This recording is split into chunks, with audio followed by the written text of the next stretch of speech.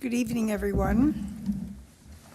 I would like to call this last meeting of the Town of Lincoln Council, December 16th, 2024, to order. Please note, everyone, that we have the new official photograph of King Charles III hanging on the wall now. It was brought down last week by Senator Peter Harder. And I'll ask now, if you're able to, please stand for the national anthem.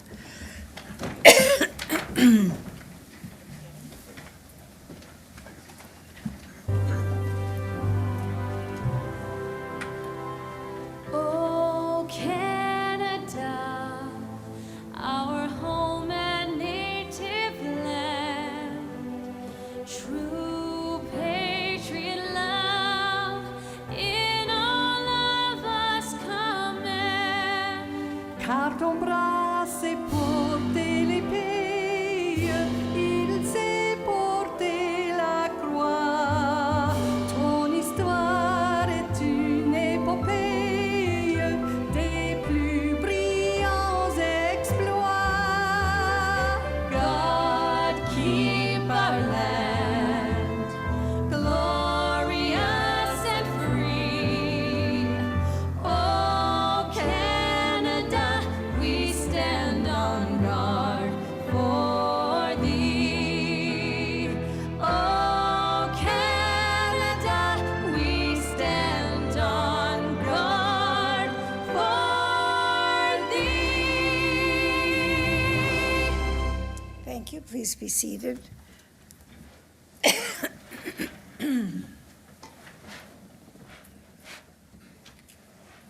I would like to begin by reading a safety notice. In the event of an emergency, please evacuate the council chambers to the nearest exit through the chamber doors and obey all instructions given. If assistance is required, please see Madam Clerk. Once you have evacuated the building, please gather in the front parking lot outside of Town Hall. Also, please ensure that you place your cell phone on silent or turn it off. And lastly, the Town of Lincoln Council meetings are posted on our YouTube channel. Closed captioning is available on all our videos by selecting the closed captioning button on the bottom right of the video. The Town of Lincoln, being part of Niagara Region, is situated on treaty land. This land is steeped in the rich history of the First Nations, such as the Hattawandurunk, the Haudenosaunee, the Anishinaabe, including the Mississaugas of the Credit First Nation. There are many First Nations, Métis, and Inuit people from across Turtle Island that live and work in Niagara today. The regional municipality and the Town of Lincoln stand with all Indigenous people, past and present, in promoting the wise stewardship of the lands on which we live. All members of council are in attendance this evening. We have staff in attendance, as well as Regional Councillor Foster is joining us. Do members have any amendments to the order of the agenda? There being none, are there any declarations of interest? Councillor Reimer.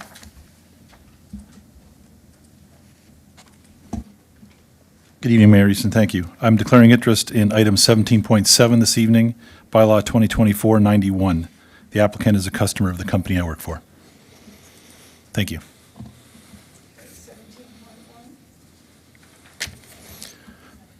Item 17.7, and the bylaw is 2024-91.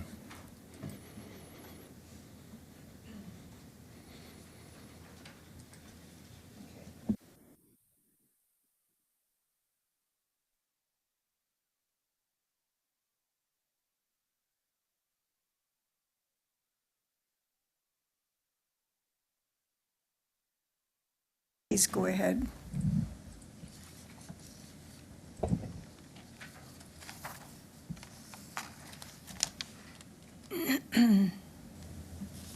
Thank you, Madam Mayor. I wanted to update council. There was a number of us on November 21st at the Women in Business Awards put on by the Greater Niagara Chamber of Commerce. It was held at the Sheraton Falls View Hotel in Niagara Falls and was, I believe, completely sold out. I'm guessing that the room held about 500 people, maybe more.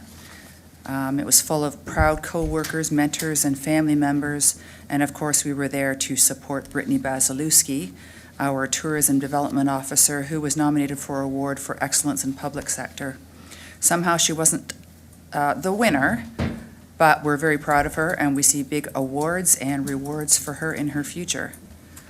There were some very inspiring speeches from women talking about their experiences in the workforce and as businesswomen, and not only the challenges, including one who noted that when she was quite a young woman, women were not allowed to be bus drivers. But also the incredible stories of strength and resilience, including the story told by an Indigenous woman. She was, I wish I'd taken notes because I forgot the details, to be honest, there were so many, but she was speaking, I believe it was with the province, and asking for monies for education for Indigenous peoples, and the negotiations weren't going well. And I forget exactly what she said, but she called it short and said, okay, these negotiations are over. And she left, and she got a call the next day that they got the funding that they were asking for. That was very inspiring. And I'm looking forward to the next one. I think everybody should keep their eye out for that event, and if they can think of a woman, or if they can, I'm sure we can all think of somebody that they'd like to nominate, please do so. Thank you.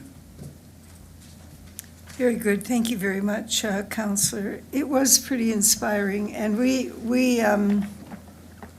have a bit of an unusual situation here in the town of Lincoln where so many women are in senior leadership positions. So we're used to it. Mm-hmm. When you go out and you start to listen to the experiences that other women have had and what they've gone through to get as far as they have, it is pretty amazing. Thank you very much for mentioning that. Councillor Mikulik. Thank you very much, Mayor Easton. Just want to announce that both Councillor Murray and myself attended that Deep Roots dinner that I promoted last meeting. It was well attended, it was well organized. I want to thank staff for their involvement with that. Everybody essentially was a winner with the format that it was, and I felt like the harder you tried with your wallet, the bigger the winner you were. Both Danielle and I were satisfied with our, outcome.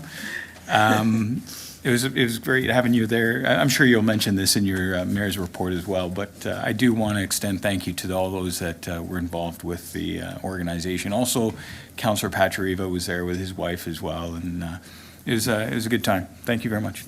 That's my announcement.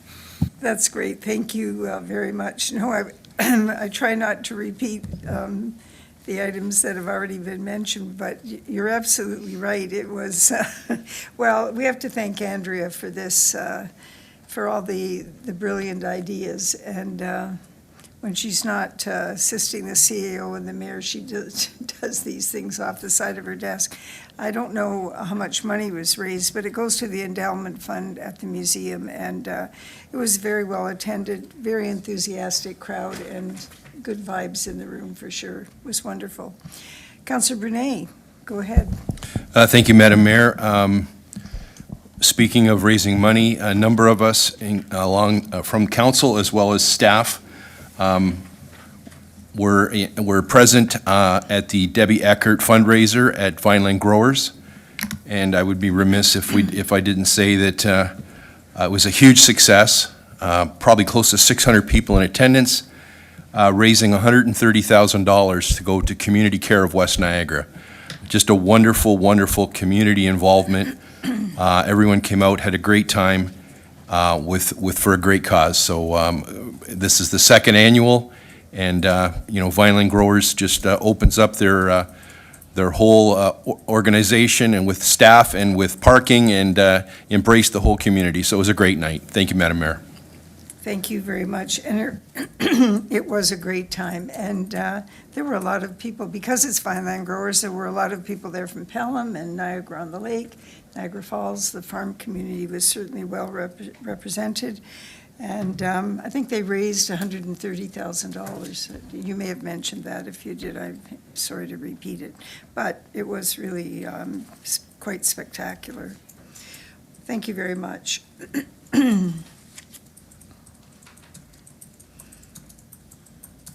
We have no proclamations this evening. And we have no recognition and achievements this evening. I'd like to call Councillor Foster to come to the podium to provide us with his delegation.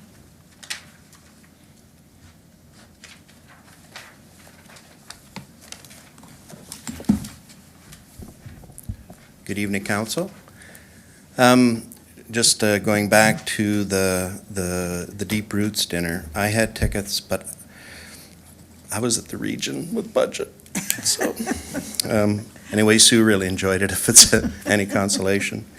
I was also today with the Rotary Club. We were in downtown Hamilton. There was an event at the Dr. Edgar Davey School that Rotary did. It's a breakfast for all the children within the school. And just to let you know, the Dr. Davey School is one that brings together 35 different languages of children that are in that particular school. A little bit underprivileged in a lot of differing situations. Mike would know that from his past experience in Hamilton.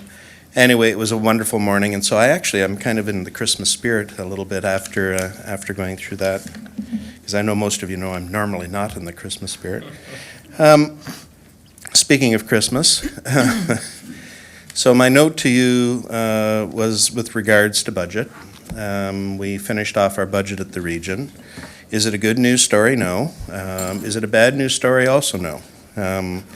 A lot of tough decisions were made by council as we went through, and we're dealing with a wide variety of areas that required our attention within the regional setting. To let you know, with the police originally had a significant increase they were coming at. We initially reduced it by 1.9, and then we reduced it close to $1 million on the last budget evening as well.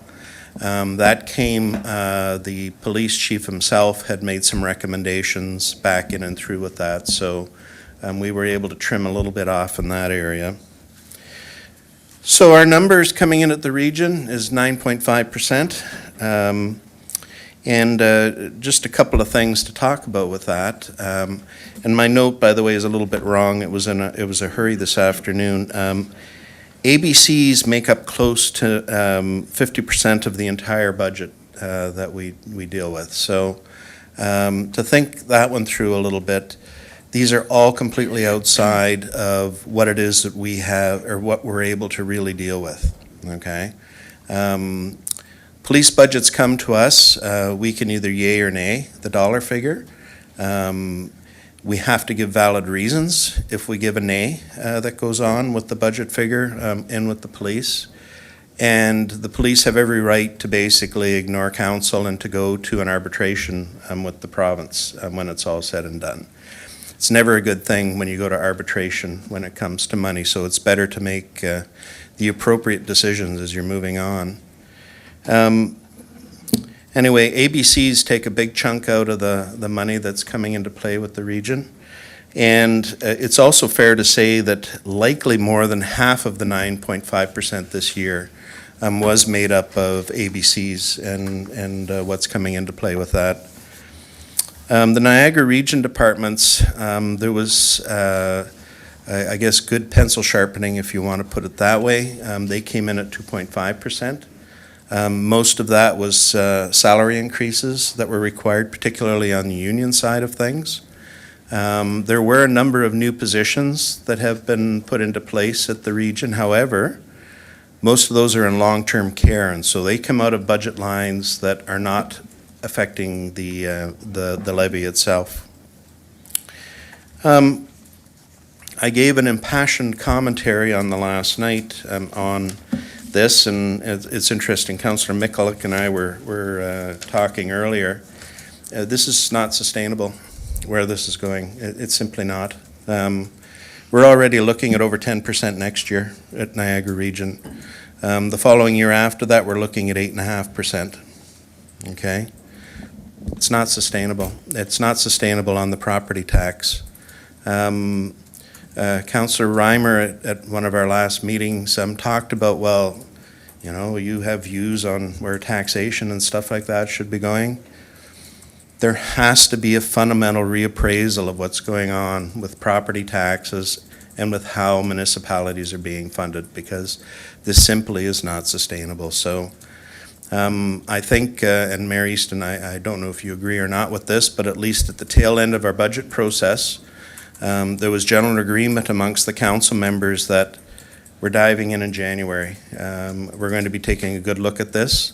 We're going to be building on top of the KPMG report that we'd had a few years ago, which, by the way, recommended doing away with incentive programs and do away with, the other one was childcare. The KPMG said the region should not be in the childcare business. Okay? Well, we rejected both of those as it was going on, but now these are programs that are being funded. So where are we going with this? I also gave you some other numbers, some of the one-time things, and I thought the one was really interesting. The Asai Kasai. There's a one-time hit that went back against the taxpayer relief reserve because it's one time, and we generally follow the same rules that you guys do here at Lincoln Council. It's got to be one time to be dipping into that. Well, $5.4 million for phase one of that particular development. So, in other words, there's a bit of a cost that's coming into play for the region with this. There's an even bigger cost that's coming into play for the city of Port Colborne for actually building and moving forward with that particular facility. Good news, bad news? We can talk about that, but you know, this multi-billion-dollar facility that's going into place is costing a lot of money from all the differing levels of government. There was some changes. The 1.8 million. This was on the emergency services side of things. It was a timing issue, so again, that's being pulled from reserve to make sure that that's taken care of. We had an interesting discussion. St. Catharines requested a one-time funding. It's $124,000, I think it was, when it was all said and done, to do a pilot project in and around homelessness in downtown St. Catharines. We got a big problem with homelessness in Niagara Region. We have a big problem all over the place. Saw that firsthand again this morning in Hamilton as I was in the area that I was. So anyway, budget is done, but it's only just started again. And as I said, we appear to have a commitment to seriously look at these things. Can we afford some of these things anymore? We're going to have to make some decisions. The other one, and Mayor Easton, Mr. Kirkopoulos, myself, many others were involved with the exciting hauled sewage rates issue here in town. There's a final decision has been made on what the rates are going to be with that. But there's going to be lots more discussion is going to go on with it. The reality on the hauled sewage rates is that they have not increased for many years. And it's unfortunate because particularly some of the waste that goes into the system is particularly harsh on the entire infrastructure. So there's costs that come into play. So anyway, we're going to see over the next couple of years as some of these things get balanced out, and we'll see where all of this goes to. So I think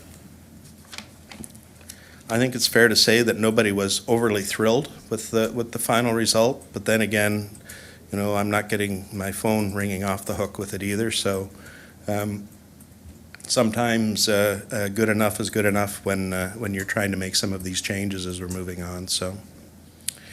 And that's my report for this evening, Mayor Easton. Okay.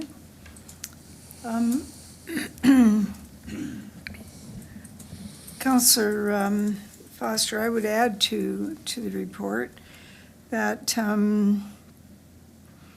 at the end of it all, I believe that council was very well informed of what was coming to us.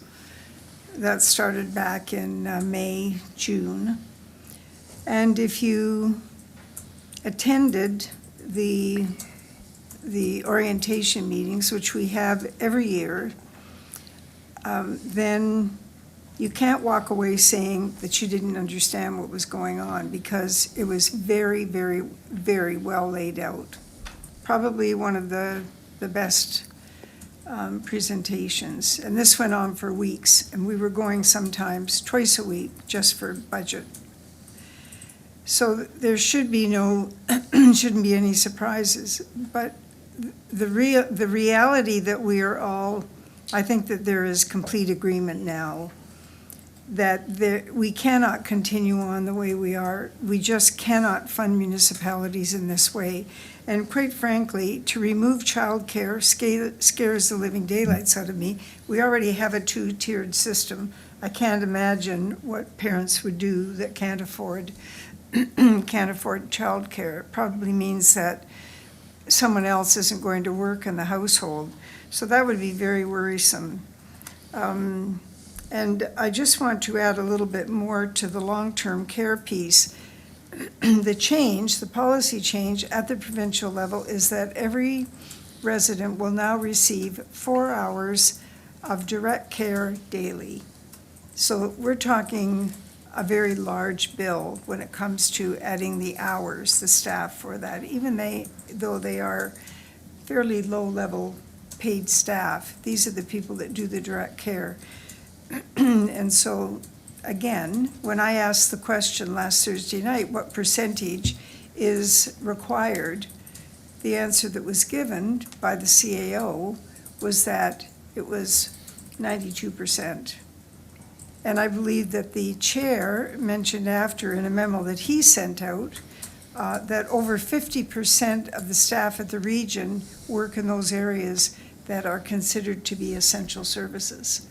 So it really, you basically know where you're going. It means that there's going to have to be a lot more money come from the feds and the province, or there really are going to be services that we just can't possibly continue to afford.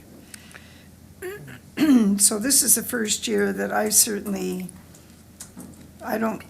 wouldn't say that people were in tears, but there was a lot of emotion in that room. Yeah, A lot of emotion. Yeah, I think, Mary Easton, you're right, and one of the questions that I had going through all of this was, well, how much is it really costing us with government changes in Toronto? Well, we know what it is with the police. That was a 5.7% increase in the police budget because of changes that they made at the provincial level. Same thing with long-term care that came into play. It's not insignificant what happens. So when legislation changes in Toronto, we don't have a choice. You have to fund these things. It's as simple as that. So now, there was a good discussion about planning that went on because the region has full planning responsibilities that they've had in the past up until basically April the 1st this year.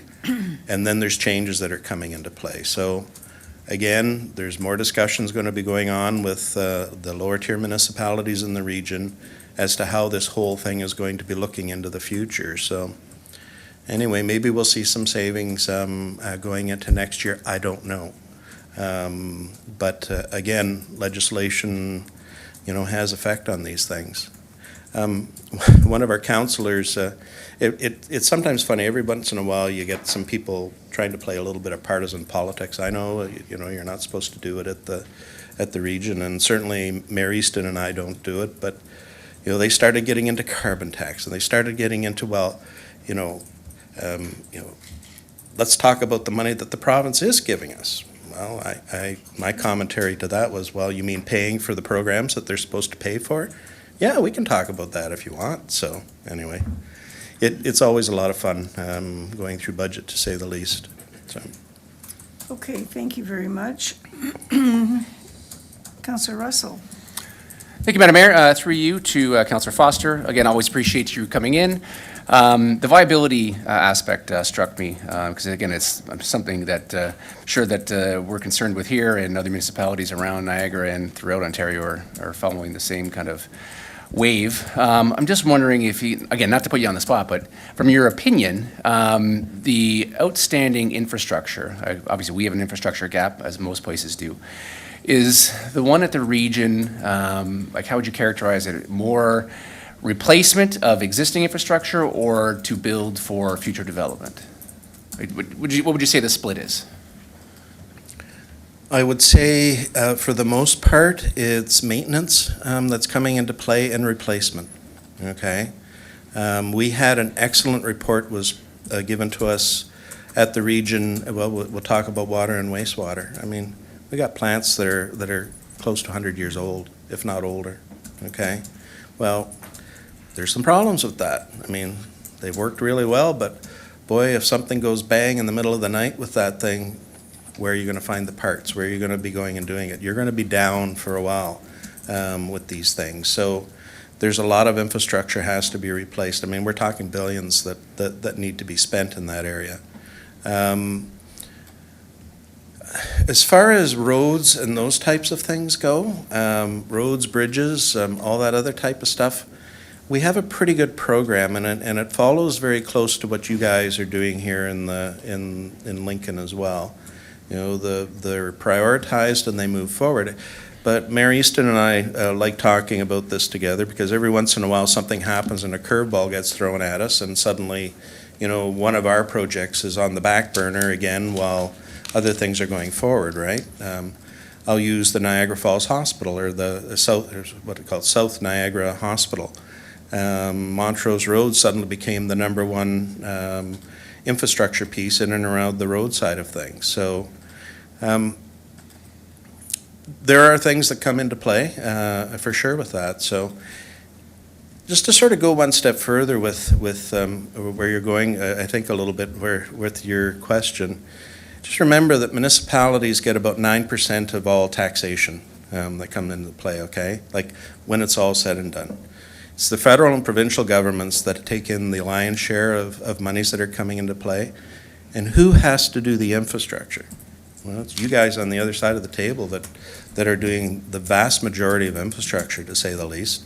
So how do we fund these things? I mean, you know, that's where we have the discussions with the federal and provincial governments saying, hey, look, guys, we need a change here.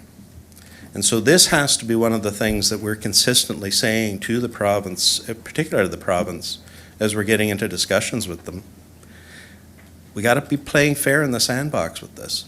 So No, there's my opinion. So, That was a great one, and through Yeah. you, Madam Mayor, again, that was exactly where I was heading, and I'm just wondering to further that discussion.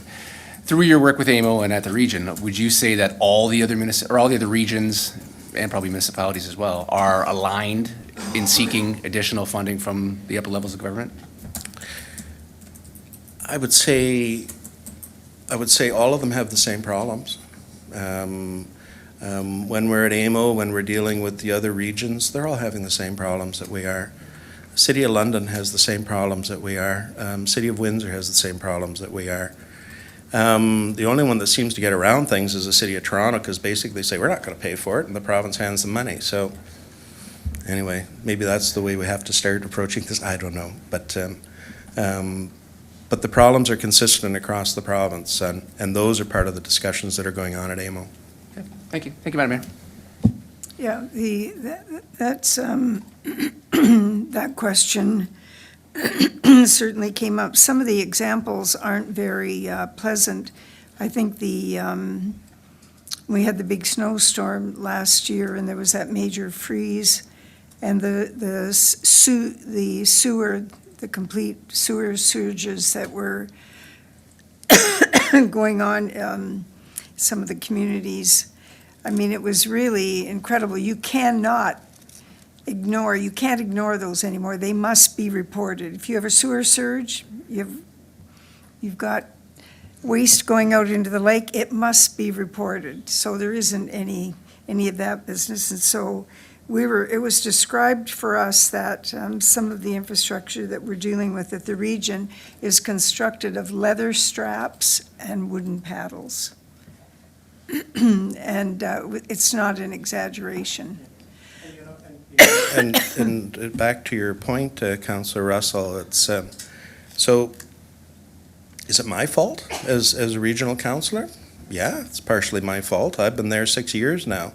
Why haven't I got off of my duff and said we need to be spending incredibly more amounts of money on this thing? Well, then we get into this whole budget process type of thing. I mean, you know, we hear it going on at the region as well. Like, you know, you start coming in, like, this actually has a significant amount of infrastructure that's coming into play with it. I mean, we listen to staff, we listen to their concerns, we've made some changes in the way that we're manning some of these departments, and it's the right thing to do. Problem is, it costs money, so. Thanks very much, Councillor. Councillor Mikulik. Thank you very much. Through you to Regional Councillor Foster. Thank you. Yes, we did have a conversation earlier, which, you know, is always candid and, you know, open.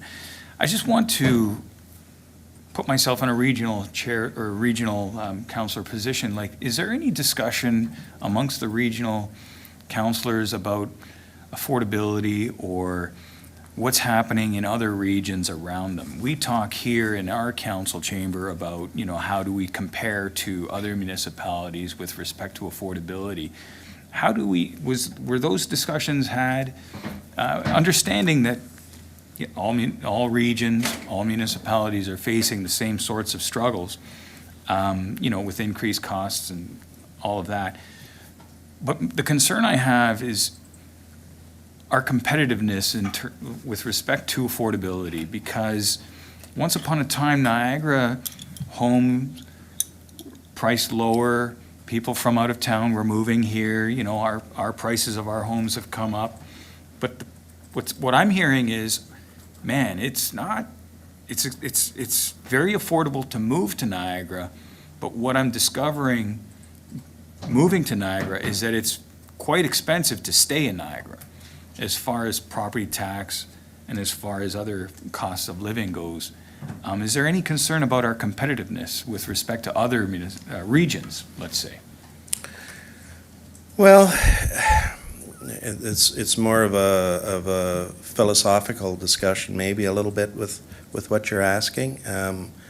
Everything that I have heard and seen has said that even the taxation type of thing is very much on the same line as we are looking in and around the province, okay?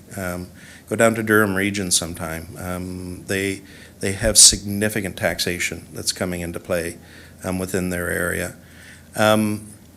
You were sort of talking about, you know, how I look at this from the region point of view. And I look at this from the point of view of saying, I can only control what's within my mandate at the regional level. And the thing is that we try and make sure that we have reasonably sound financial principles that are coming into play with it. The debt level at the region is surprisingly not that bad. It's coming in at about the 9% range with the ARL and all those types of things. So, you know, we've been spending where we need to spend. This year is a low debt year coming into play because our expectation is building the wastewater treatment plant in Niagara Falls is going to have a significant debt that's going to come into play that we have to deal with. So anyway, I think we have decent principles that we follow with this. Anyway, I'll just leave it at that. If you want to ask another question with that. Yeah. I just bring it forward through you, Yeah. just to make sure, like, we want to build new homes, you know, we're heard some scary projections as far as anticipated growth, but those growth numbers may not actually occur if those numbers are redirected to other municipalities that are more affordable, not just to buy, but to carry. That's the concern that I have. And speaking to, residents within our area that have actually, and are considering moving because they can move to another municipality or even another province and live cheaper and have their retirement dollars stretch further. That's because, as we can all agree, like, we're not getting 10% raises, 7% raises every year. I think Canada Post is trying, but I'm not sure how well that's going. I would say, just to sort of finish off with the philosophical side of things, the other good or bad thing that we have is that Lincoln is a very desirable place to live. The areas within Niagara, people want to go to Thorold right now. I mean, they're building houses fast down there. There's lots of people coming into the Thorold area. We're seeing some development in St. Catharines. We're seeing some in Niagara Falls. We're seeing significant development in Welland, okay? But let's face it, like Lincoln has everything. We have close proximity to getting to Toronto. We have close proximity to getting to Buffalo. We have close proximity to Niagara Falls. It's like, this is really an ideal place for people to be. So people are going to come here, good or bad. I mean, it certainly is going to change our communities, so. Your question about competitiveness is an interesting one. One very significant discussion we had was about a month, within the last month, was about salaries and our inability to be competitive. And the number of positions, I think there were about 37 positions that they have not been able to attract the quality of people that are needed to fill them. And the situation, it was an extensive report that was provided, and it was pretty clear that it was unlikely with the money that we had available that we would be able to satisfy those needs, which is worrisome. You guys have made the decision, and I totally agree with it, to provide some funding for physician recruitment. I think that's a great idea. But boy, some of our other local area municipalities here in Niagara are throwing out big numbers to be attracting people, and it's like, talk about sustainability. I mean, I don't think we can compete with that type of thing. So we'll leave that to Mr. Kirkopoulos to fight it out with the other CAOs at the regional level. So Thanks very much, Councillor Miklick. Go ahead, Councillor Brunet. Thank you, Mayor Easton. Rob, thanks for your final report of 2024. I'm wondering if you could just maybe just expand a little bit on the Welcoming Streets pilot project. I see in brackets St. Catharines. I'm wondering if you could just speak to that just quickly, and maybe what kind of money has been committed to that? So it's a pilot project requested by the City of St. Catharines. They came to the region the last night of the budget process. Mayor Cisco was the one leading the charge on that. My understanding, and I'm no expert, I listened to the rationale that particular evening, but the whole idea is to be bringing services and people and these types of things to the street. And so the whole idea is to make sure that those that are in need are taken care of, or at least to a degree, right? So it's been talked about.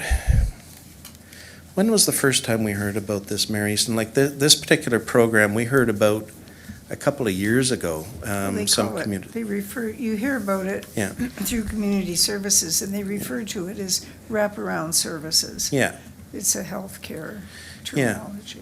And so we decided as the council, yeah, it's one time, it's coming out of reserve. And it's pilot, and we'll see how it goes this year. Community Services has a number of programs that they're dealing with homelessness within Niagara. The big discussion was going on was is this going to take staffing away from the other programs that we had? And the answer was no. This is being done in conjunction with St. Catharines, so. Thanks for that response. Through you, Madam Mayor, if I could just ask an additional question. So I'm wondering if, I don't see anything in the highlights here, but I'm just wondering, you know, in the realm of your budget discussions from start to finish, is there a discussion from staff to regional council about any more financial commitment about bringing the GO Train service to Niagara? There's, so St. Catharines Station is being redeveloped. There's redevelopment going on in Niagara Falls, and that's regional money that's coming into play with those. And part of it is going to be the redevelopment of the bridge on St. Paul coming into play. I haven't heard anything about Grimsby. That one's a bit of a black box for all of us yet as to where they're going with that. I would suggest to you that there's a number of big issues that are coming into play. It was interesting the other day, we had the St. Lawrence Seaway group come in and talk to us, and their plan is to double the amount of boats and shipments coming through the canal. I just asked a real simple question. So we're going to make sure that we're coordinating so that we can have like full-time GO Transit going down and in, and I got kind of, I don't know, scorned, I guess, maybe was the word, with that one. So there's a bunch of issues have to be figured out in and around the whole GO file, and that's part of the services. Robinson is still involved with that down at the region, and you know, that whole shared services piece of the puzzle, that's part of it. So as we hear more, I'll make sure I get it into your guys' hands. Who's on the or who's on the transportation? Is it you, Tony? Yeah. So you may even hear some of this stuff even before we hear it at council, so. Thanks very much, Councillor Foster. Thank you, Madam Mayor. I'm going to ask the CAO to speak to this issue at the end of the meeting, because there has been a recent meeting where some of these things were discussed prior to Mr. Verster's resignation. Okay, thank you very much, Rob. So just to all of you guys, Merry Christmas, and to all those watching, Merry Christmas. It's been an interesting year, and politics has been not boring in the last few days, so we shall see what the new year brings, to say the least. So anyway, thank you guys for having me here. I really do appreciate it. All right. I have a motion moved by Councillor Mikulik and seconded by Councillor Russell. The council receive and file for information the following delegation. Regional Councillor Foster. Madam Clerk, would you please open the vote? And the vote is now open.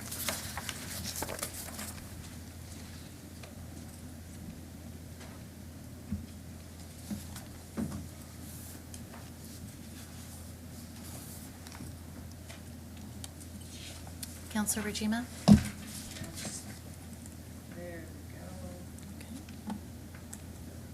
Thank you so much. I'll close that vote. And that carries. Thank you. All right. We have no items for consideration this evening. And we're now considering item 12.1, which is the council minutes of November the 18th, 2024. Do members of council have any questions? There being none, I have a motion moved by Councillor Murray and seconded by Councillor We'll need another. Russell. That council approve the minutes of the following meetings of council minutes of November 18th, 2024. Madam Clerk, would you please open the vote? Thanks, Madam Mayor, and that vote is now open. And I will close that vote. And that carries. Thank you. Thank you. The motion is carried. We will move on to item number 13, which is the reports of municipal officers. I have no mayor's report this evening.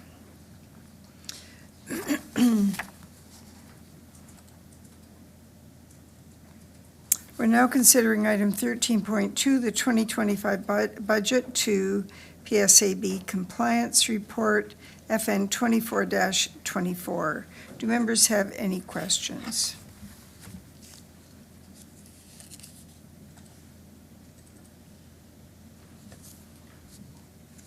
Seeing none. I see no questions.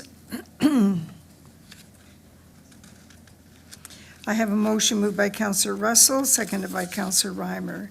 The council receive and file for information report FN 24-24 regarding the 2025 budget to the PSAB compliance report, and the council adopt the compliance report for expenses excluded from the 2025 budget as attached as Appendix A as a requirement of Ontario Regulation 284-/09 passed under the Municipal Act of 2001.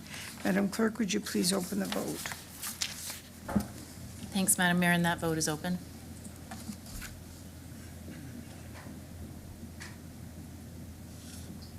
And I will close that vote. That carries, thank you.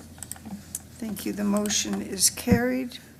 We move on to item number 14, recommendations from standing committees. We're now considering the following: Budget Committee minutes of November 25th, 2024, Committee of the Whole minutes of December the 2nd, 2024, Budget Committee minutes of December the 4th, 2024, Committee of the Whole minutes of December the 9th, 2024. Do members of council have any questions?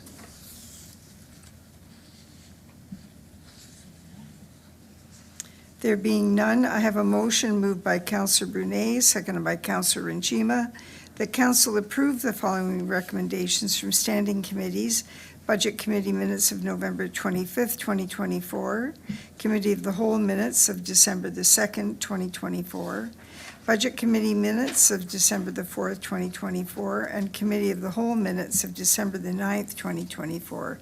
Madam Clerk, would you please open the vote? And the vote is now open.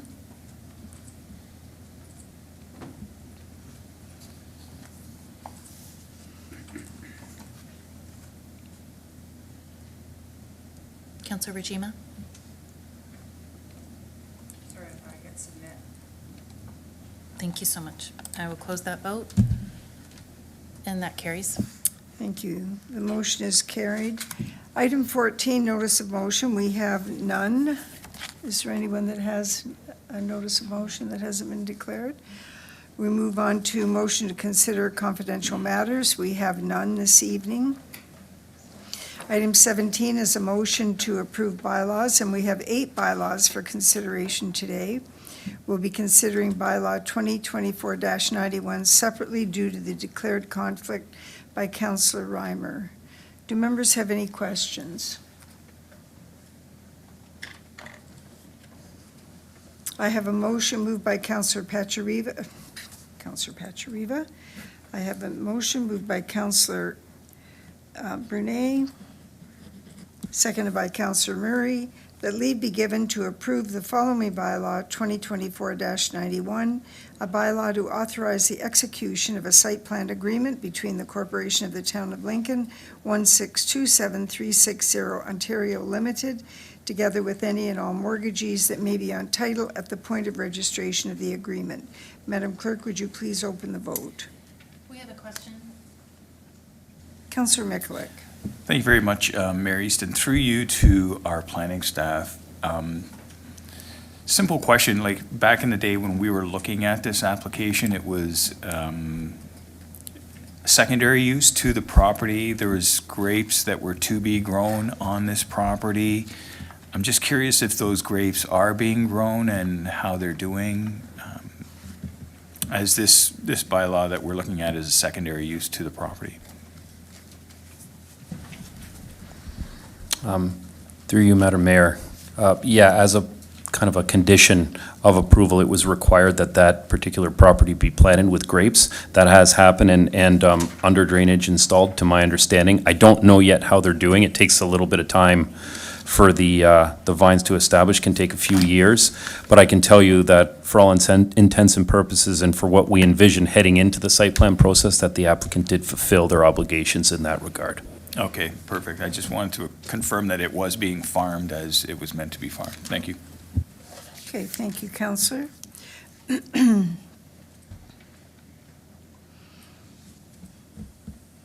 Madam Clerk, would you please open the vote?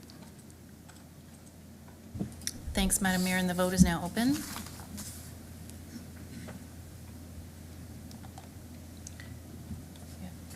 Okay, I will close that vote. And that carries, thank you. Thank you. The motion is carried. I have a motion moved by Counselor Reimer, seconded by Counselor Mikulik, that leave be given to approve the following bylaws.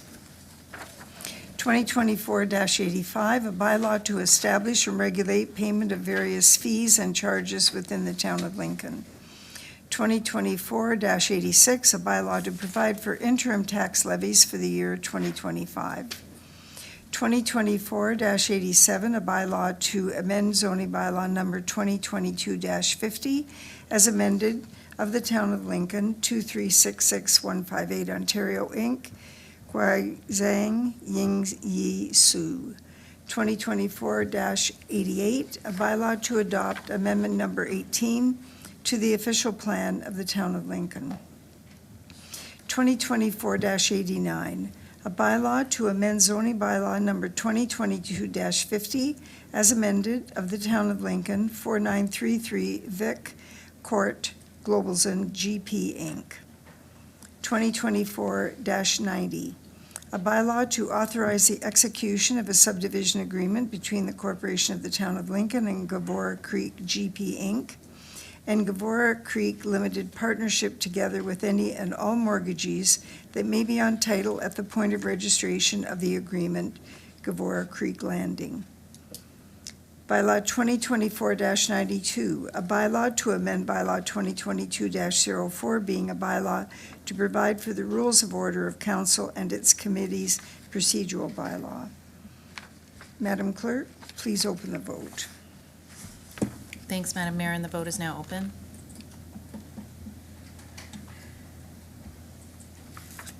Oops. My first choice was the correct one. Sorry, how do I, I got it. I got it. can you deal with that? Thank you very much. I'll close the vote, Okay. and that carries. All right, and that motion is carried, and we move on now to a motion to confirm the proceedings of the council meeting. We will now confirm the proceedings of the council meeting, and I have a motion moved by Councillor Timmers, seconded by Councillor Brunet, that leave be given to introduce bylaw number 2024-93, being a bylaw to confirm the proceedings of council at its meeting held Monday, December 16th, 2024, being read a first, second, and third time, that bylaw number 2024-93 be enacted and passed, that the mayor and clerk sign and seal the said bylaw. Madam Clerk, please open the vote. Vote's open.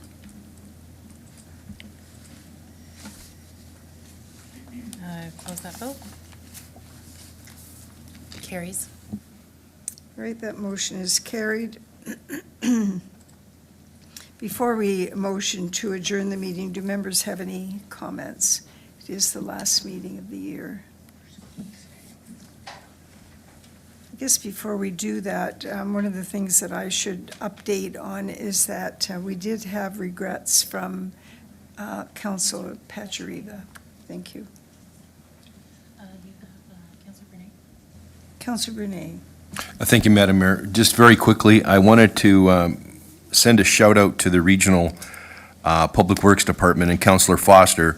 Back about 10 days ago, when we were experiencing some really cold weather, I noticed one morning at the crosswalk, the new pedestrian crosswalk in front of Jacob Beam School at William Street and Regional Road 81, that the new lights were not working. So I sent an email, and within literally 5 hours, Councillor Foster had rented up the flagpole, and staff were out there to fix it. That's a really busy intersection with crossing guards going out there, literally taking their life in their hands. So those lights at the new pedestrian crossing are instrumental. So it was great to see that we got that back in place, and to all those involved, thank you. Thank you very much.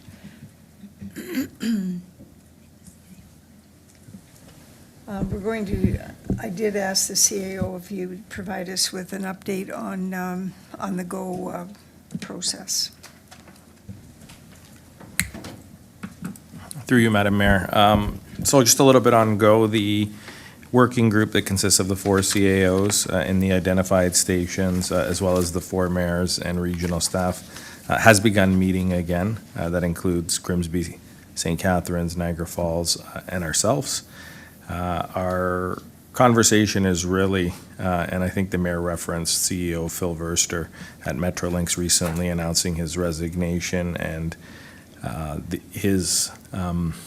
think his number 2 individual is Chief Operating Officer, taking over at least in an acting capacity.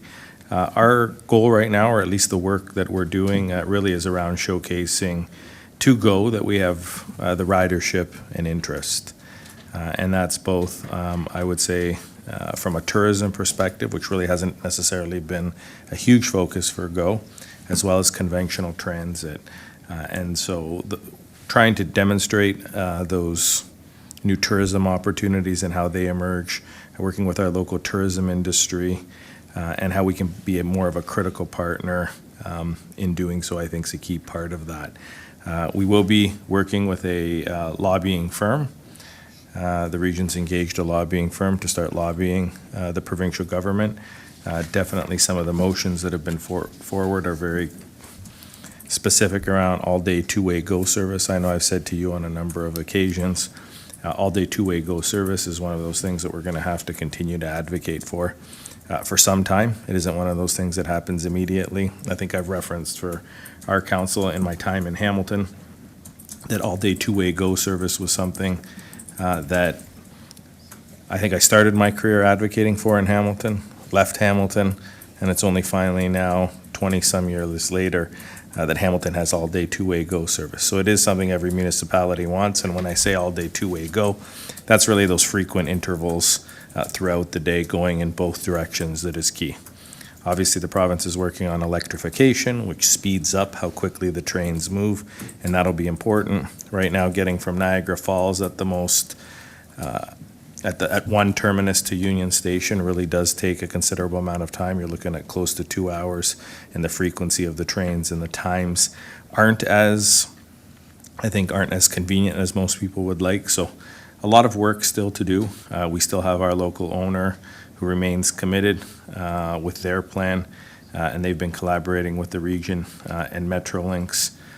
And I think what we need to do, and municipalities generally along the corridor need to do over the next number of years, is look at what happens internally. We've often talked about where does transit fit into this. It's fine having people move from train to train, but how do you get people to the train? What does that last mile investment look like? And that's both a public and a private sector transportation mode type conversation that needs to happen. So definitely can have Mr. Robinson, as Councillor Foster referenced, maybe come to our council, give council just a general update in terms of where you're at. But I think you're going to see more lobbying, more public conversation on GO in the 2025 year ahead. Thank you very much. At the same meeting, there was discussion about a variety of different forms of transportation that the province is very interested in supporting in Niagara, and that includes the Skyway Bridge as one project. The Queen Elizabeth Way widening is still on the books, as well as air service is now back on the agenda, as well as GO. But I would also say that there's a significant, as Councillor Foster mentioned, there is a very, very considerable growth in the area of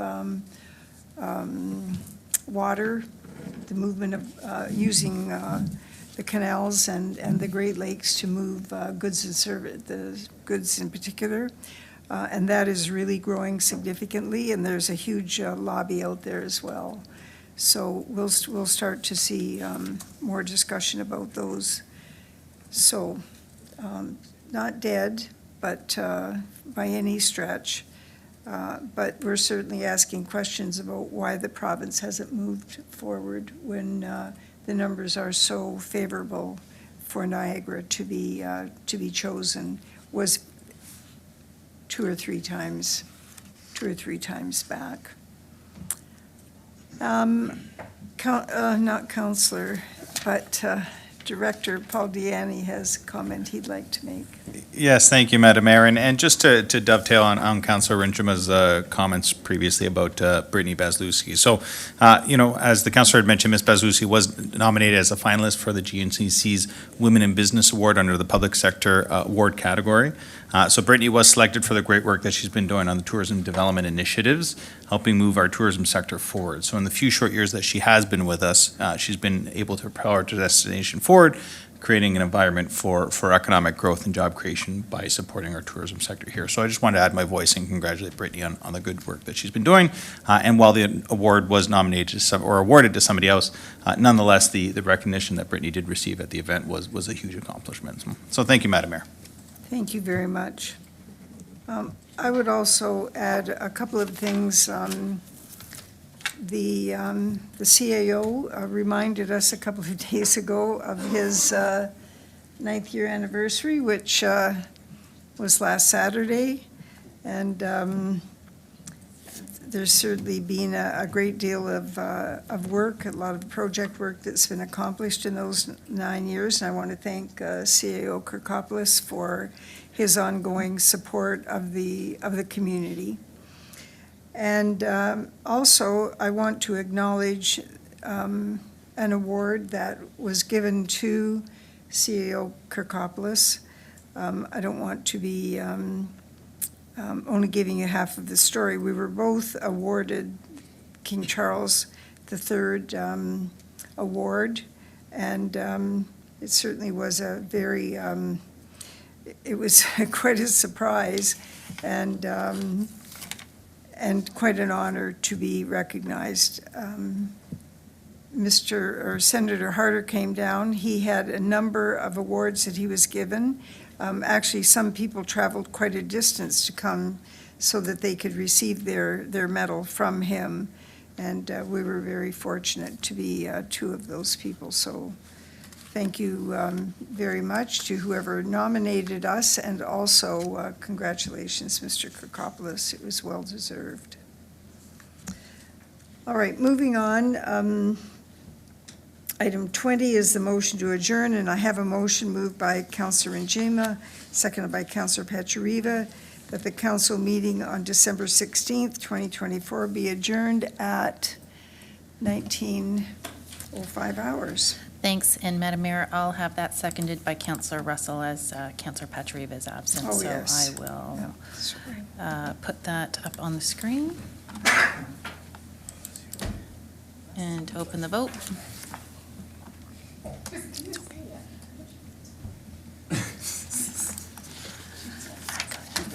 And I will close that vote, and that carries. Thank you.